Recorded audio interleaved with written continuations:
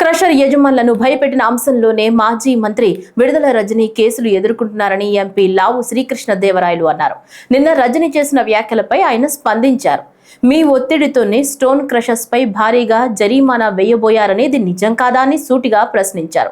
40 ఏళ్ల నుంచి విద్యా సంస్థలు నడుపుతున్న తాము ఏనాడు భూములు కావాలని ప్రభుత్వాలను అడిగింది లేదని స్పష్టత ఇచ్చారు. నాడు అధికారం అడ్డం పెట్టుకుని ఐపీఎస్ అధికారులను బెదిరించారని ఎంపీ విమర్శించారు. నిజంగా డబ్బులు తీసుకోకపోయి ఉంటే నా వద్దకు వ్యక్తిని ఎందుకు పంపారని శ్రీకృష్ణదేవరాయలు ప్రశ్నించారు.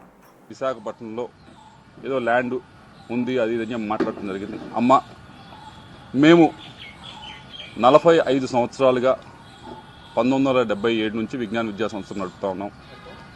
ఈ 45 సంవత్సరాలు పైగా ఉన్న ప్రయాణంలో ఆంధ్ర రాష్ట్రంలో కాదు దేశం మొత్తం ఎక్కడా కూడా ఆంధ్ర రాష్ట్రంలో కాదు దేశం మొత్తంలో ఎక్కడా కూడా గవర్నమెంట్కి మేము రిక్వెస్ట్ పెట్టి మాకు ల్యాండ్ అలాట్ చేయండి అని చెప్పి ఒక్క దగ్గరన్నా మేము ల్యాండ్ అలాట్ చేయించుకున్న దాఖలాలు ఉంటే దయచేసి మిత్రులకు చూపించాలి, లేకపోతే బయటికి తీసుకొచ్చి చూపించండి.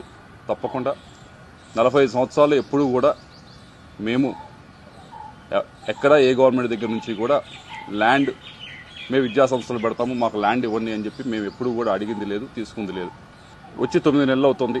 అమరావతిలో చాలామంది ఇంకా మాకంటే కూడా అక్రెడిటేషన్ తక్కువ ఉన్న వాళ్ళు కూడా స్కూల్స్ కానీ యూనివర్సిటీస్ కానీ పెట్టుకుంటామని చెప్పి ల్యాండ్ కోసం అప్లై చేసుకున్నారు. నేను ఇప్పటిదాకా మీరు చూసుకోండి, ఎక్కడికన్నా ఏ ఆఫీస్ దగ్గరికి వెళ్ళి చూసుకోండి, ఇప్పటిదాకా నేను ఒక అప్లికేషన్ అమరావతిలో నాకు ల్యాండ్ ఇవ్వందని చెప్పి పెట్టింది కూడా లేదు.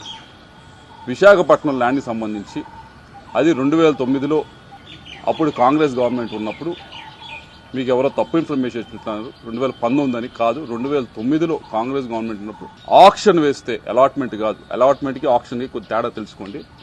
ఆక్షన్ వేస్తే ఫెయిర్ ఆక్షన్లో మిగతా వాళ్ళతో పాటు మేము ఆక్షన్లో పాల్గొని హైయెస్ట్ రేట్ అప్పటికి ఇప్పటికీ ఎడ్యుకేషన్ ఇన్స్టిట్యూషన్ హైయెస్ట్ రేట్ పెట్టి తీసుకున్నది మేము. కాబట్టి ఒకసారి మీకు ఎవరో మీకు బ్రీఫ్ చేస్తూ ఉన్నారు, వారిని డేటానా సరిగ్గా ఇవ్వమని చెప్పి కోరుతా ఉన్నాం. ఎందుకు మాట్లాడారో ఎవరు మాట్లాడిచ్చారో నాకు తెలుసు. వారి గురించి కూడా చివరిలో నేను మాట్లాడతాను. అయితే ఈ 2 విషయాలు కూడా, ఒకటి క్యారెక్టర్ అసోసియేషన్ చేసేది ప్రయత్నం మీది, డేటా గురించి ఫోన్ డేటా గురించి ఏదో మాట్లాడి, రెండవది ఈ ల్యాండ్ ఇష్యూ వేసి మనం టాపిక్ ఎలాగోలా డైవర్ట్ చేద్దామనే ప్రయత్నం మీరు చేస్తూ ఉన్నారు. కానీ అసలు విషయం గురించి మాట్లాడుకుందాం. 3వ విషయం, 3 ముక్కలు అన్నా కదా, 3వ ముక్క ఇది. 3వ విషయం ఏదైతే క్రషర్స్ విషయం, ఏ క్రషర్స్ దగ్గర డబ్బులు తీసుకున్నారు అనే దాని మీద మీరు చెప్పారట.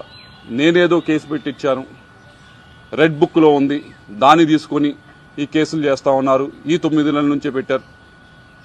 అమ్మా, మీరు మరి చూసారో లేదో, నేను మీడియా మిత్రులు కూడా ఇస్తాను, దాని తర్వాత ట్విట్టర్లో కూడా షేర్ చేస్తాను, అందరూ కూడా చదువుకోవచ్చు.